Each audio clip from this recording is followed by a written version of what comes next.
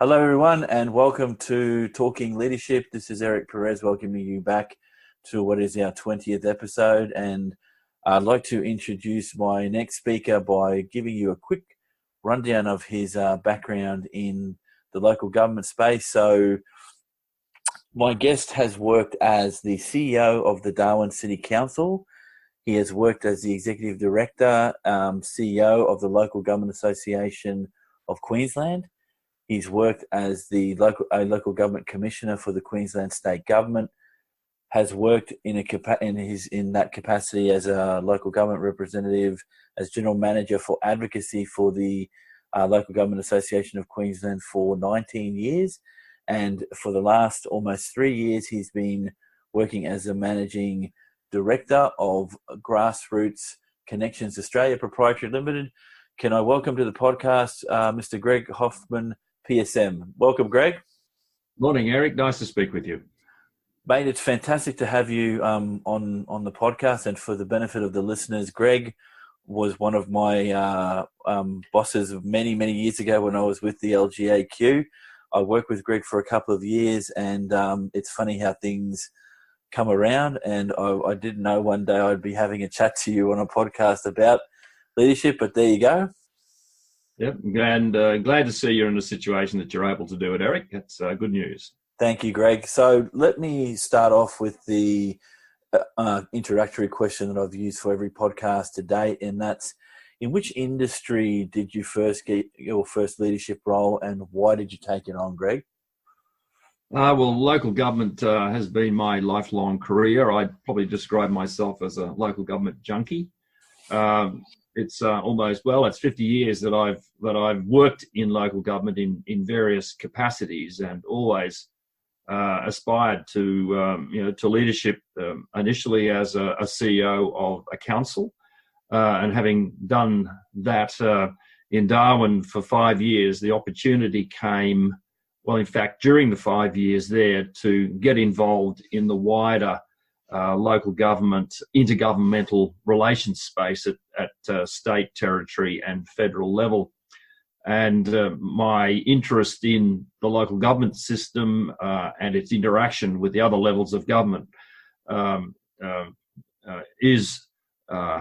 saw that as a fundamental to helping the capacity of local government to operate, to advocate effectively for issues that existed at a local and community level into those other levels of government, to bring a perspective that they can't necessarily have, despite their aspirations to do so, that they don't have the grassroots, the ground level appreciation of things at a local level. So that took me to the work with state government and federal government as through the Local Government Association.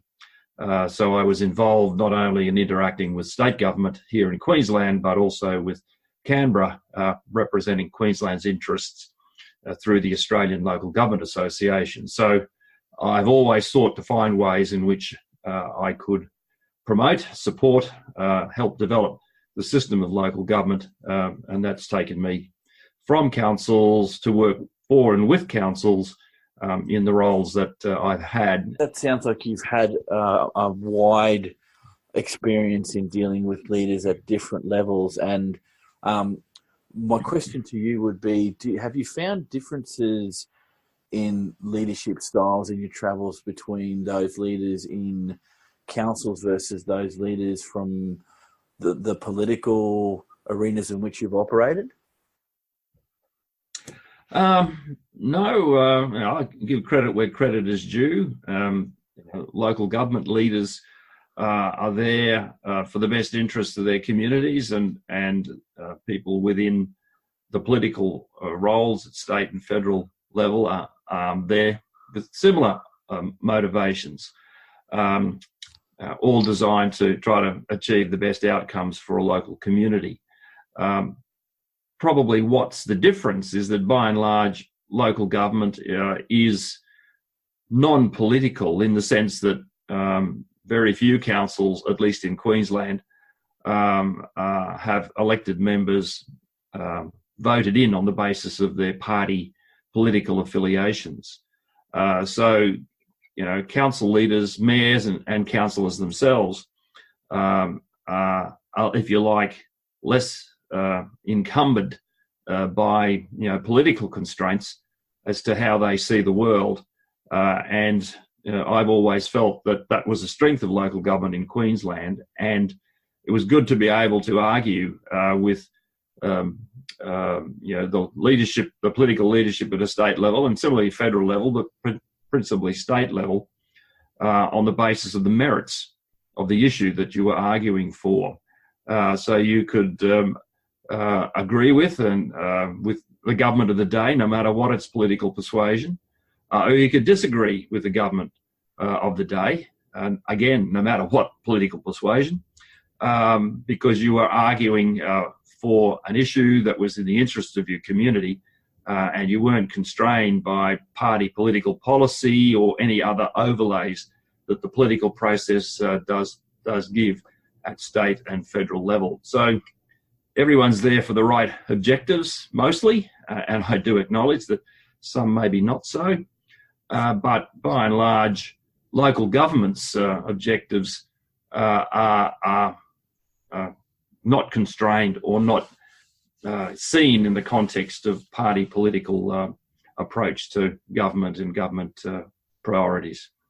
That's great, Greg. Can I just orient you to the next question? Have you, in your travels and your experience as a leader, do you see a difference between leadership and management? Yes.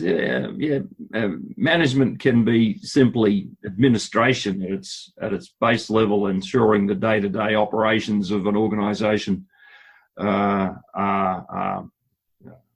secure and effective. But leadership, if you like, takes it to another level, where it is very much focused not just on today's requirements, but looking over the horizon as to what the challenges are for the organisation, particularly ensuring its capacity to deliver into the long term. Looking at its resource capacity, significantly, its human resource capacity. What skills have we got? What do we need? How are we developing those skills? What's our investment in our capacity at a human resource level? But also, what are the drivers and the factors impacting on our capacity to raise our revenue, to manage our costs? All of those things that are just fundamental to sustaining an organisation. But leadership is about the future and bringing the organisation or enabling the organisation to confidently, proceed into the future, no matter what the challenges might be. Having the flexibility to change direction or operations to deal with environmental factors that can come at you from all directions at any time. As opposed to management, which is simply running the place in a steady state. Greg, that's and that's typical of the distinction that I've been hearing. But in your travels, do you think you could be an effective leader without having been a manager, or at least a senior manager? It's a good question. There's a lot of debate in recruitment around. Do you hire, and where's the knowledge content, the content knowledge, I should say, of an organisation not become important to the recruitment of people who are, in fact, strategic leaders and visionaries. Perhaps my thoughts are a little old school on this. I don't think you can be a successful visionary leader, strategic direction setter, unless you have a good appreciation of the industry, the sector that you're entering. Of course, you can surround yourself with good people to do it, and you can be, if you like, the ringmaster or the conductor of the choir or the orchestra. But I caution, if you like, against the belief that content knowledge is not relevant. And of course, it does vary across organisational size. Obviously, the larger the organisation, the greater the ability to have significant content knowledge around, if you like, the strategic visionary CEO or managing director, and that makes it a little more realistic in terms of the combination of skills at the top to achieve the the goals of and purpose of the organisation. But as it gets smaller, you do need to recruit people who actually can walk the walk, talk the talk when it comes to running the place and in fact representing the place, the business, the community to outside, within the community itself, but also to other governments, if you like, and other agencies you have to deal with. And local government in Queensland has a very mixed experience of recruiting CEOs who have limited content knowledge.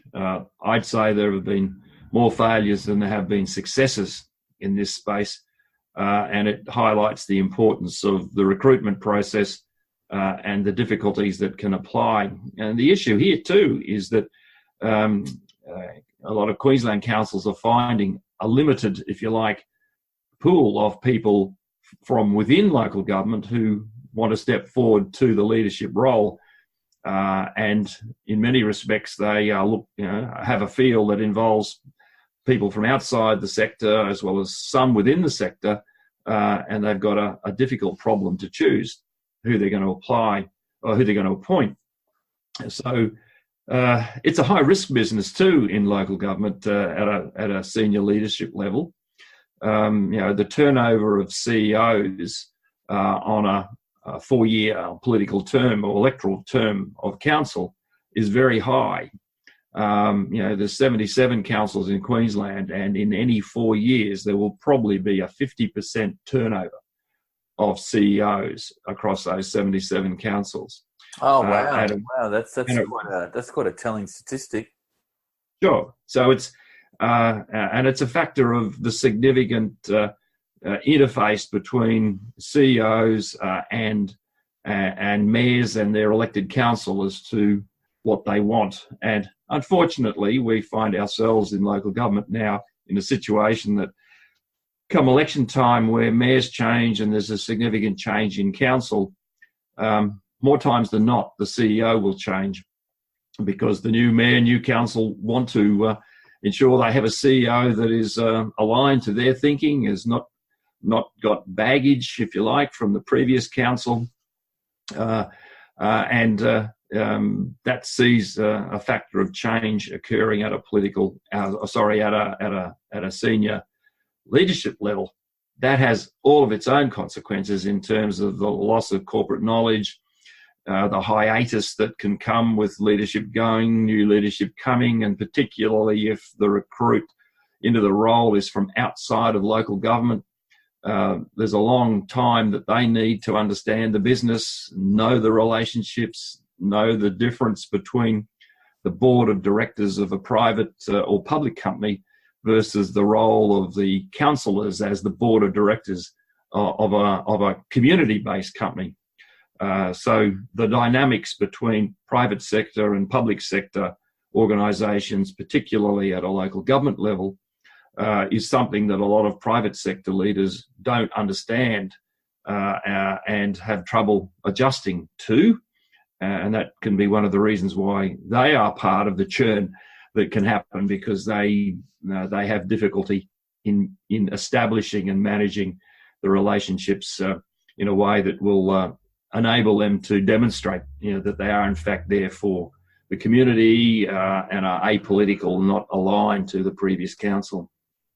And that thank you for sharing that, Greg. That this particular issue is one that hasn't been touched on in this detail in previous podcasts, and that's around the context in which a leader applies his or her skills. And it sounds like in the local government context, it's quite a nuanced thing, and it reflects the fact that you've got councils changing over due to the political process and you get new blood in, and sometimes councils may want to attract a new CEO for all the reasons that you're talking about, but there's a consequence for doing things like that.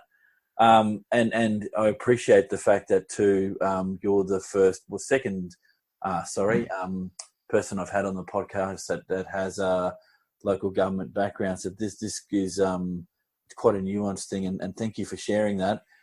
Greg, can I ask you, in your travels, and you've probably seen these in others, but from your perspective in your leadership journey, have you, when you've made a mistake or something's gone wrong that's attributed to your leadership, how do you engage with a potential error or mistake on your part? How have you in the past? Sorry. Good question. I guess the natural tendency on anybody is to, if you like, minimize the consequence of what's happened, to not necessarily cover it up, but fix the situation and move on. That's just human nature, I think. But the reality is that if you have a good working relationship with your leadership, whether it's at board level, within private sector, or for that matter with the mayor and your councillors, then it's appropriate to be honest. I mean, because some of the mistakes, depends on what they are, but they can't be brushed under the carpet, in the sense that some errors have regulatory consequences, and ultimately someone, maybe an auditor general or an ombudsman, or other regulators, integrity commissioners, or those that oversee local government and the public sector, could well discover this, or it can be brought to their attention by way of complaint to those agencies from a member of the public. Depends what it is. I think it's important probably to be as open as you need to be with the leadership. Hopefully, there are honest mistakes. There are things that slip through the cracks. They're a bit different to wrongdoing, and that can never be condoned. And there are processes through referrals, particularly to the CCC, around misconduct and other behaviours that deal with the worst end of things being done inappropriately, as opposed to an error. But in many instances, effectively, within local government, when something goes wrong, and this is around behaviours or complaints about behaviours and the like, where referrals could be made to the likes of the CCC or to government, you find quite a few people will self-refer. In other words, don't wait for someone to put them in, but in fact to say, this happened, I got it wrong, this was an error on my part, I'm conscious of that, I'm telling you that I've got it wrong, and this is what I've done to correct that error, and deal with the situation. In many instances, the watchdogs, the regulatory bodies appreciate that level of honesty. Because if the situation is one that can be rectified with that disclosure, then that's the outcome they want, as opposed to just simply wanting to take the harshest of actions against individuals. And that would make sense, Greg, in that local councils, from drawing from my memory of having worked in the sector, is that you're dealing with public money, so to be open and transparent about what you're doing, if there was a monetary effect to a mistake, or there's a process effect to the mistake, being able to self-refer and say, put your hand up and say, yeah, it was me, and this how it was addressed, kind of minimises the impact coming the other way if you're being fair dinkum about trying to fix the mistake. And again, like you say, it depends on the level of mistakes. If it's something processed that is small impact on the council that can be fixed and addressed and made known, great. But the degree of the mistake can can vary, and so you've got to optimize how you respond to that. Mm-hmm. So just as a segue, then, what in your travels in local government, what have you found is the most difficult part of being a leader? The difficult part of being a leader. Well, again, it's a good question. What I've found the difficulty at times is, in fact, stopping your day-to-day grind, the things that have to be done every day, to step back and to take stock of where you're at, and importantly where you're going.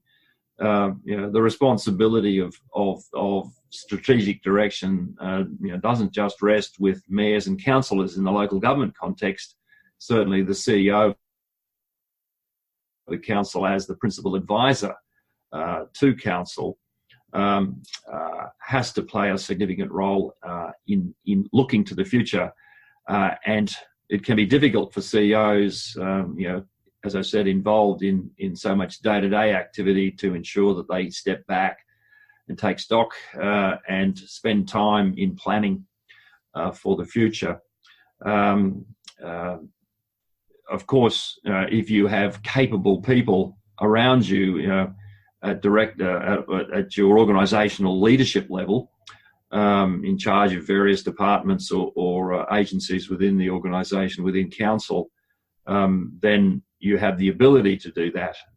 But again, as the organisations, and it varies in size, the larger organisations have got that capacity, so the CEO should be able to, take stock and take time to look to the future, the strategies, the directions, the plans, and support and aid council in that process.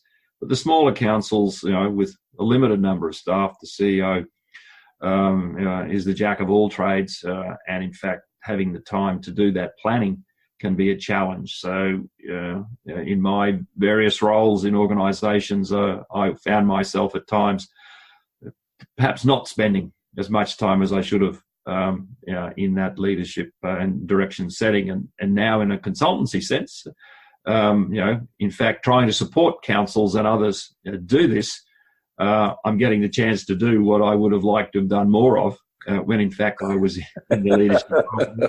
Yeah.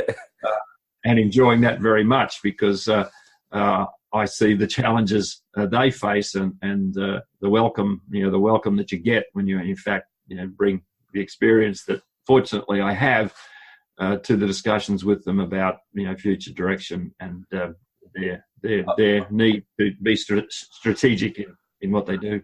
I'd like to come back to that, because this idea of mentoring, and again, you're one of the few that's brought this up as a topic area in the podcast to date, and that's just a function of having the discussion. But it seems to me, with the experience that you might bring to councils, that you can have that moment where you go, geez, this is what this is what the big picture looks like. And in smaller, less resourced organisations, and some of the listeners will be able to relate to this depending on their industry sector, is you may not have the luxury of being able to do that because you're worried about the day-to-day operations, and having someone that can be a circuit breaker on that sort of encourages you to, even if it's 10 minutes, to sort of sit back and go, what does the bigger picture look like, and actually be quite a good mental health thing when you're trying to achieve things in the role of a leader.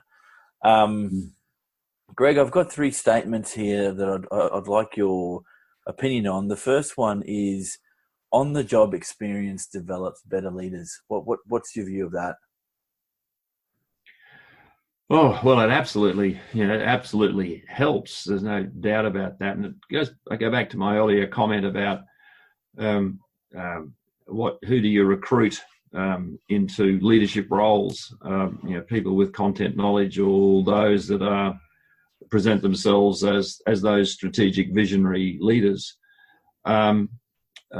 There's no doubt that content knowledge is essential, and on-the-job training gives you that level of content knowledge. And many of my contemporaries in local government, did, if you like, their bush service, in that they went in as finance officers or deputy CEOs in a number of councils to build their capacity and ultimately aspire to CEO role in larger organisations.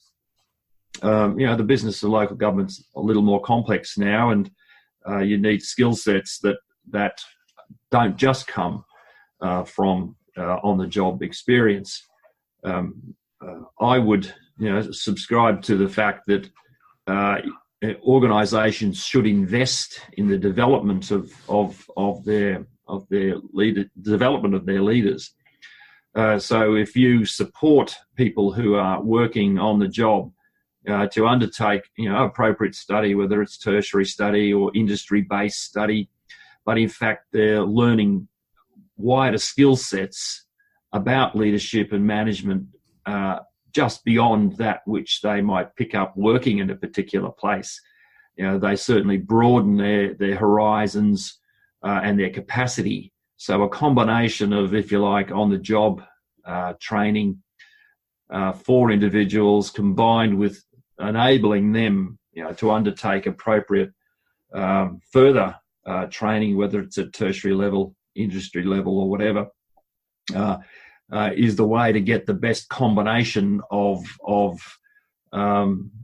overall skill sets combined with knowledge that you learn on the job.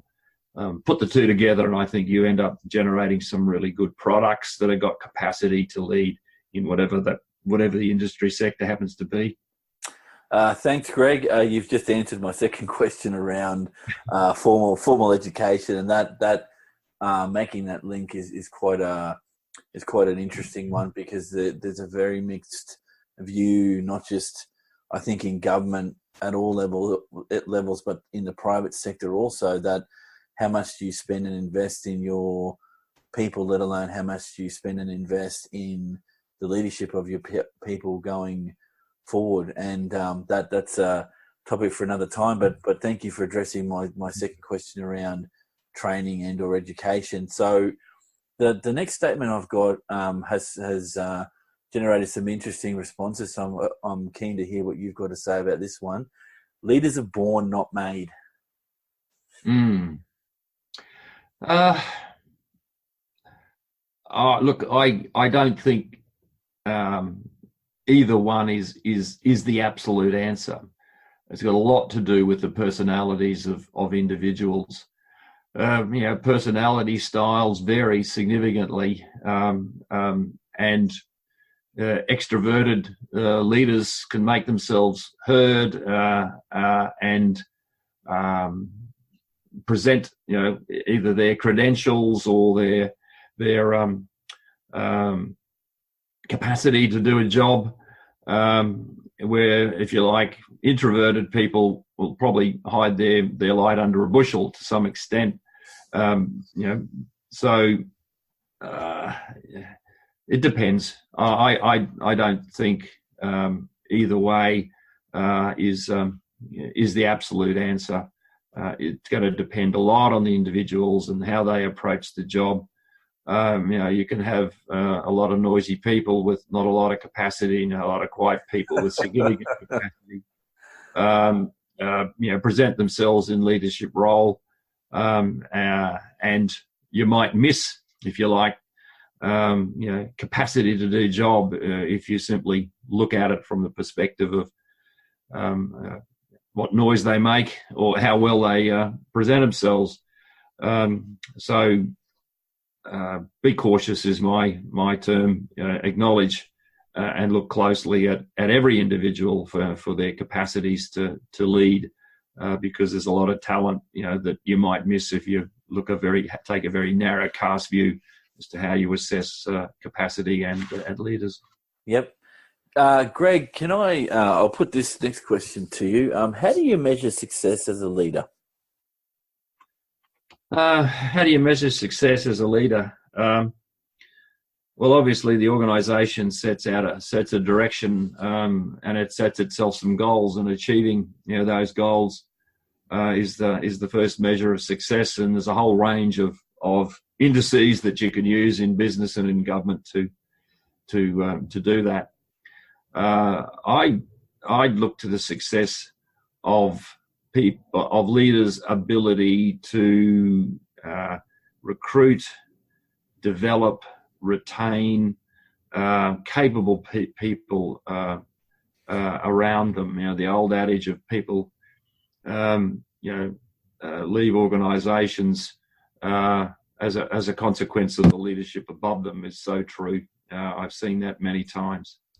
And if you've got the ability to sustain the people, develop the people, support the people, they will respond in spades in terms of delivery for you and for the organisation. So a measure of success is having that level of commitment from your staff, the drive in your staff that you can engender in them as a leader that values them.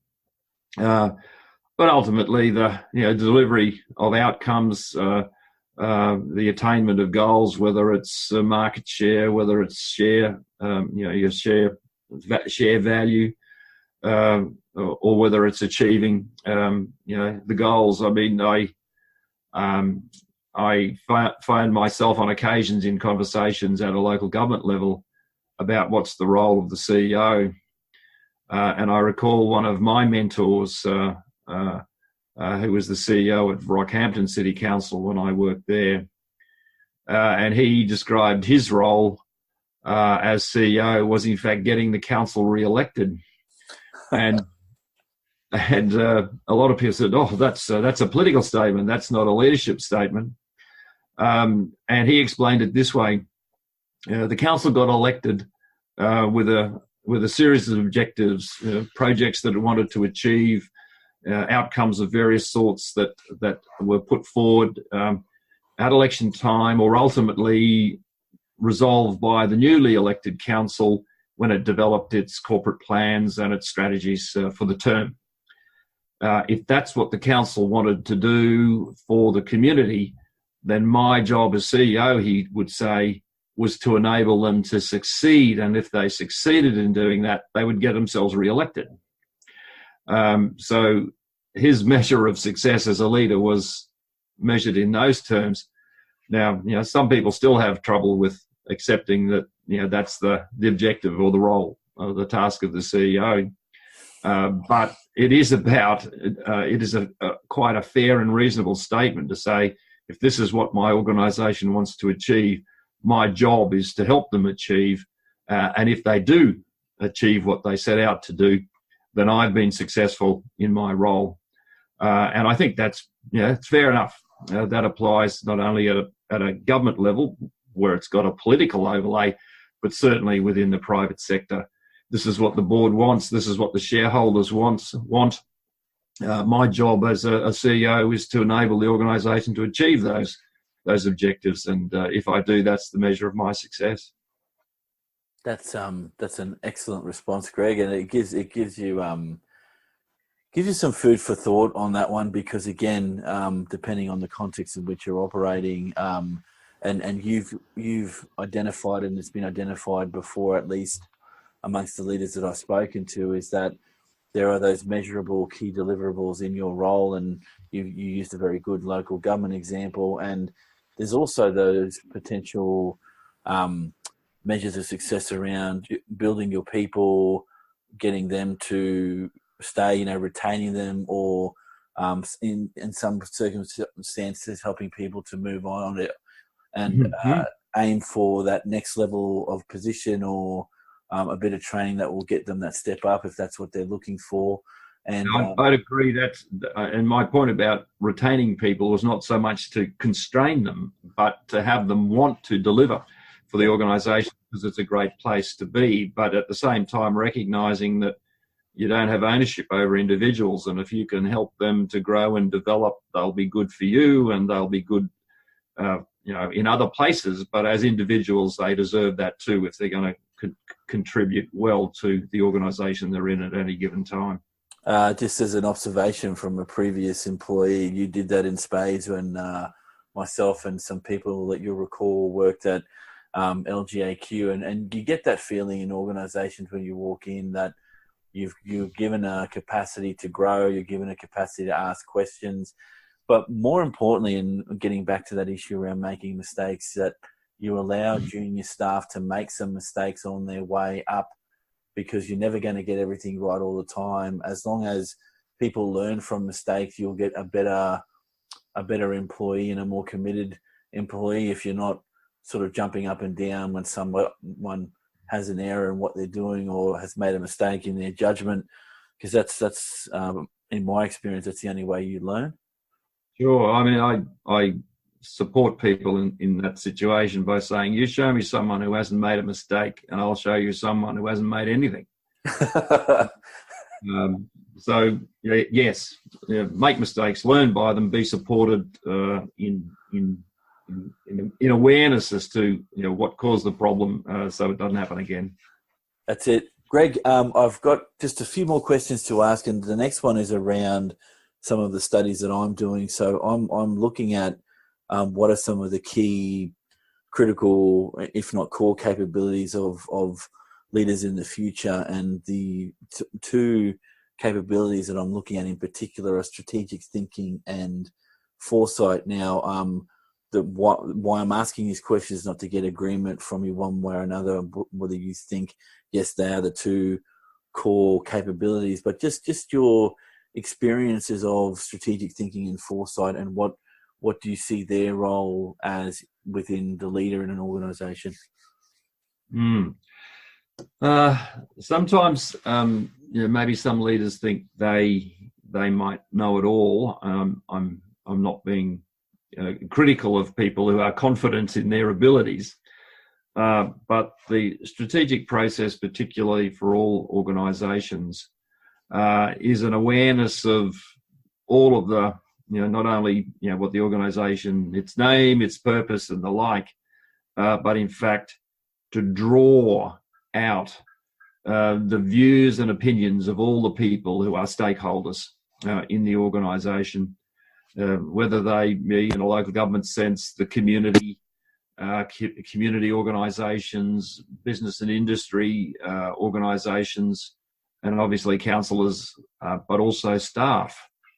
So the process around strategic thinking and foresight is as much what you know as a leader and can bring to the table, but is also your ability, if you like, to suck the marrow out of all of those people who are vested in the organisation itself. So strategic thinking and foresight requires as much capacity and understanding that individuals that are tasked with that role have, but the means by which they can in fact interrogate, understand, and synthesize all of the views and opinions that other people who are vested in the organisation can bring to the table. I think that's the important process, is the ability of leaders to know how to draw that out of the people who have the capacity to contribute to the setting of strategic direction for the future. And also, I mean, it's a mindset in many respects that people in leadership roles are tasked with a level of requiring a level of knowledge and awareness, in fact, to understand a wider world and a wider environment in which their business operates. You need to be well read and understand directions, what the disruptions are happening. You've got to inform yourself so that you're not living in a bubble. But to the extent that you can't know all that and have all that information, that's why it is then so essential that you draw on the knowledge and capacities of all of the others that are around you as part of the organisation and interested in it, to fill in the gaps, to provide you with information. And then it's the responsibility of the decision makers at board level, council level, to take all of that and to then determine, if you like, what's going to be done to get to where you want to go over time. So that's how I look at it, Eric. Thank you, Greg. And the final question is, and this one I'm looking forward to your response. What might you say to a younger version of yourself about being an effective leader, Greg? Good question. I thought you'd like it. Immediately coming to mind is a question that has been asked occasionally of my children, now adults with their own families, but when they were younger, in their teens and early 20s, would you like to enter local government like your father has? And they said, absolutely, no way. The hours are crazy. How he does and goes about the job, I don't want to spend my time doing that. Well, honesty out of the mouths of babes. Yeah. They were reflecting on how I approached the job, and it was a bit salutary at the time, and they occasionally still remind me of that.